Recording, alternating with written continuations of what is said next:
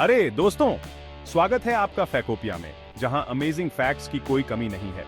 यहां हर कोने में छुपे हुए रोचक तथ्यों का भंडार है जो आपको हैरान कर देंगे। तैयार हो जाइए, क्योंकि आज हम एक्सप्लोर करेंगे अपने रोजाना की दुनिया के कुछ दिलचस्प पहलुओं को। हम आपको ले चलेंगे एक ऐसे सफर पर जहां हर मोड़ पर आपको नई जानकारी मिलेगी। आपके यौन के पीछे का साइंस हो या एक क्लाउड का वेट, आज हम देखेंगे साधारण चीजों को एक नए नजरिए से। क्या आपने कभी सोचा है कि एक साधारण सी जम्हाई के पीछे कितनी कॉम्प्लेक्स प्रोसेसेस होती है, या फिर आसमान में तैरते बादलों का वजन कितना होता है?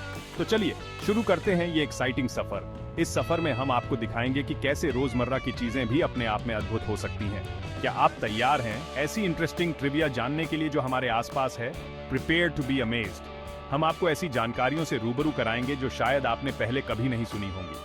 हम उन चीजों के बारे में हिडन ट्रूथ्स बताएंगे जिनसे हम रोजाना रूबरू होते हैं, और देखेंगे कैसे ऑर्डिनरी चीजें एक्स्ट्रॉर्डिनरी बन जाती हैं, जैसे कि एक साधारण पेंसिल के पीछे की कहानी या फिर एक कप चाय के अंदर छुपे हुए रहस्य।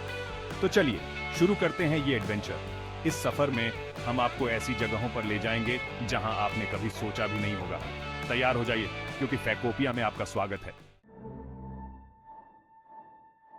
कभी सोचा है हम यौन क्यों करते हैं? ये एक ऐसा सवाल है जो शायद आपके मन में कई बार आया होगा। ये सिर्फ टायर्डनेस की वजह से नहीं होता। यॉर्निंग का कारण केवल थकान नहीं है, बल्कि इसके पीछे और भी कई रोचक कारण हैं। साइंटिस्ट्स का मानना है कि यॉर्निंग हमारे ब्रेन के टेम्परेचर को रेगुलेट करने में मदद करता है। जब हम यॉर्न करते हैं तो यह हमारे दिमाग को ठंडा रखने का एक तरीका हो सकता है। जब हम यॉर्न करते हैं तो कूल एयर अंदर जाता है और हमारे जबड़े की मसल स्ट्रेच होती हैं, जिससे हमारा ब्रेन ठंडा होता है। ये प्रक्रिया हमारे दिमाग को ठंडा और अलर्ट रखने में मदद करती है।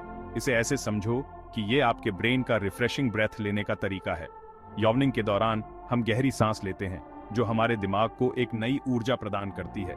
तो अगली बार जब आप खुद को यॉर्निंग करते हुए पाएं, तो याद रखना कि आपका ब्रेन बस कूल और फोकस्ड रहने की कोशिश कर रहा है। ये एक संकेत है कि आपका दिमाग खुद को रिफ्रेश कर रहा है।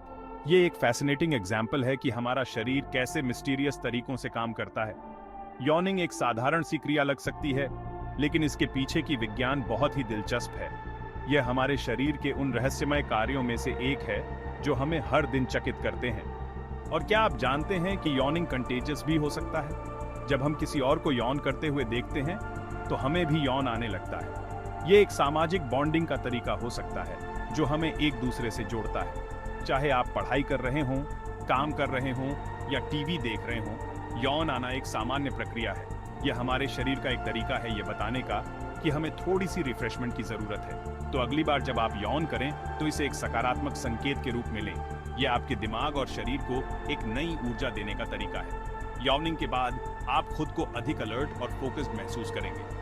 यॉर्निंग के विज्ञान को समझना हमें यह सिखाता है कि हमारे शरीर के छोटे छोटे कार्य भी कितने महत्वपूर्ण और रोचक हो सकते हैं। तो अगली बार जब आप यॉर्न करें तो इसे एक नई दृष्टि से देखें और इसका आनंद लें।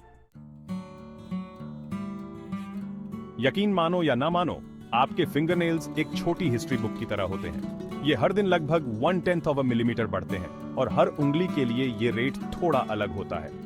आपके नेल्स के रिजेस और पैटर्न्स को एग्जामिन करके साइंटिस्ट आपके हेल्थ और डाइट के बारे में इंफॉर्मेशन प्राप्त कर सकते हैं। ये आपके फिंगर टिप्स पर लिखी एक सीक्रेट डायरी की तरह है। अगली बार जब आप अपने नेल्स काटें तो एक पल के लिए उन यूनिक स्टोरीज को अप्रिशिएट करें जो वो अपने अंदर समेटे हुए हैं।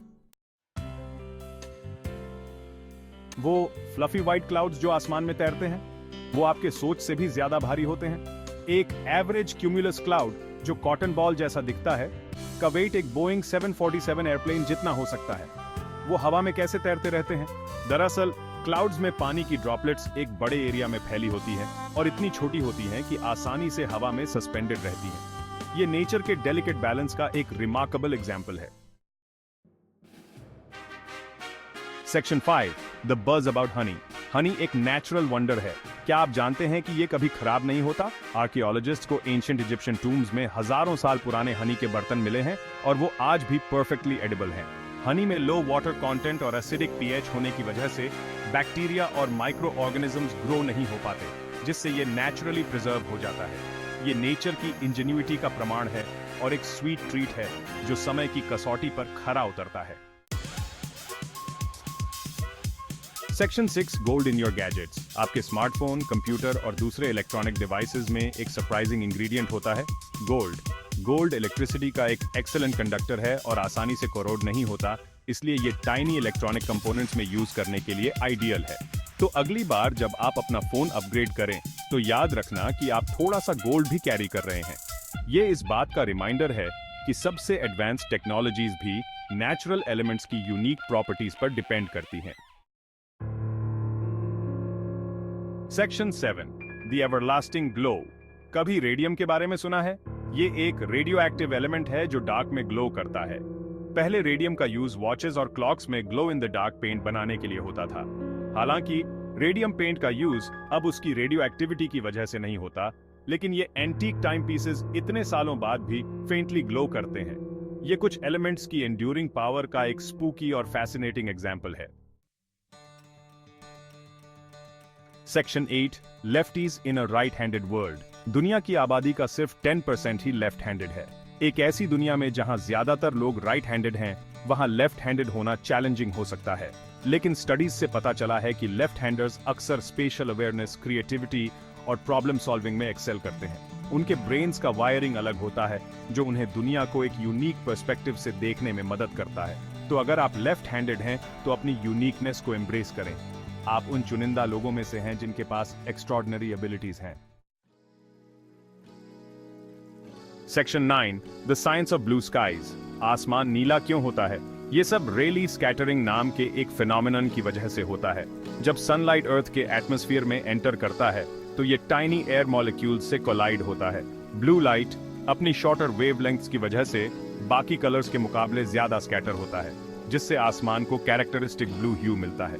सनसेट के समय आसमान लाल दिखाई देता है क्योंकि सनलाइट को ज्यादा एयर से ट्रैवल करना पड़ता है, जिससे ब्लू लाइट स्कैटर हो जाता है और रेड और ऑरेंज की लॉन्गर वेवलेंथ्स बच जाती हैं। Section 10 the powerful tackle. हम खुद को टिकल क्यों नहीं कर सकते?